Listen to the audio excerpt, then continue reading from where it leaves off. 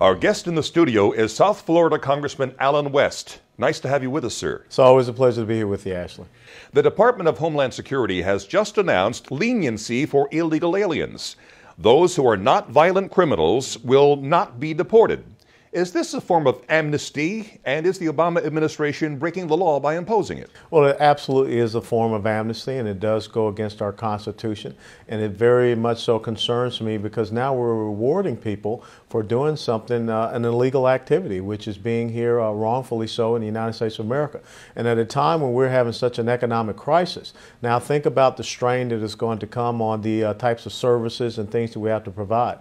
Just a couple of days ago, I was talking to the hospital administrators and CEOs and doctors here in Broward and Palm Beach County. And we talked about the costs of illegal immigration, what it's having, what it's doing to our emergency rooms and our hospitals. So now the Secretary has just given them a free pass. Will House Republicans call for an investigation on this? Well, I think we need to have an investigation. I think it's sad that this is something that would happen while the House and the Senate are not in session. So it just once again shows that backdoor nature. We see it a lot with the regulatory process that is coming out of the administration, and now we see it as well from the Homeland Security Secretary. Is Obama shredding the Constitution with this? I think he absolutely is. I think he's shredding his responsibilities as the president and his respect and regard of the Constitution. Okay, another matter. You recently said Representative Maxine Waters and other black leaders are overseers on a 21st century plantation. Yeah. Now, she calls that a little bit outrageous and ridiculous. What do you say to that? Well, you know, one of the things you have to look at is all of a sudden we have a 16% unemployment rate in the United States of America, in the African American community. And when you have certain black leaders that are sitting back, as we saw in that video clip, where they're saying, you know, you tell us when and we'll let go of the president. Well, we should have been letting go of the president, his failed policies quite some time ago. And I have to tell you, it's very personal for me because, you know, my young brother is now unemployed. And of course, he went to a job fair up there and met Congresswoman Waters, but unfortunately she used his plight to exploit it for her own gain. You're the only Republican, certainly the only conservative in the Congressional Black Caucus. Have you had much of a role in the group? Well, absolutely. One of the things I think is so important to bring that varying perspective to the Black Caucus. They say that they're the conscience of the Congress. Well, they need to make sure that that conscience is just not on the left side of the brain. It has to also come from the right side of the brain. And the black community has to diversify its political interests in the United States of America, because my comment is that the Democrat Party is just taking the black community for granted. You're seeing that in the unemployment rate. You're seeing that play out in the destruction of the inner city, Detroit, Chicago. Look at what's happened in Philadelphia. So there are some failures in these liberal social welfare policies. Anybody in the CBC hearing you? Oh, yes. I have great conversations with the chairman of CBC and some of the other members. We talk offline. You know, there are some of the established people there that probably wish I was not part of it, but I'm going to continue to be a part of CBC, and I'm going to continue to challenge their stances. All right, you've taken a little heat from some conservatives for voting yes on the debt ceiling increase deal negotiated by your Speaker, John Boehner. Are you confident you won't lose votes because of that? Yes, I am very confident. As a matter of fact, since I've been back on this constituent work period, I've met with the Tea Party down in Fort Lauderdale and Broward. We had about 400 people show up for the Palm Beach Tea Party event where I spoke Monday evening. And I explained to them, you're not going to be able to sit back and get 100% of what you want in Washington, D.C. right now. But if you think about the conversation a year ago in Washington, D.C., it was all about a $2 trillion health care law. Now the conversation is about how much more cuts and spending we can have. The conversation is about how we get away from a baseline budget to a zero-based budget. The conversation is about getting a balanced budget amendment down to the states. So I think that we have been able to make some progress, some successes. Now this Joint Commission of Congress is not something that I was warmed over to, and that's why I say it's a 70 to 75% solution with this debt agreement. Is cut, cap, and balance going to come back anytime? I would love to see cut, cap, and balance come back. When you look at the Boehner plan and the final debt agreement, it still maintains the principles of cut, cap, and balance. We don't have as big spending cuts. Cut, cap, and balance was $111 billion. The first 2 years under this plan is only $68 billion. You do have caps to federal government spending, and you do have that balanced budget amendment. So I think we stayed within the framework, but we got to continue to push a little harder. And if we're going to be able to do the big things, we got to be successful in November 2012. Who's mostly at fault for the first U.S. credit rating downgrade in history? Is it the Tea Party downgrade, as Senator Kerry and Obama advisor David Axelrod call it? No, you know, this is the thing. The liberal machine is looking for someone to blame. They were so hoping that they could blame the Republicans. Now they're trying to blame the Tea Party. They're not going to take the responsibility. And it comes back to the president.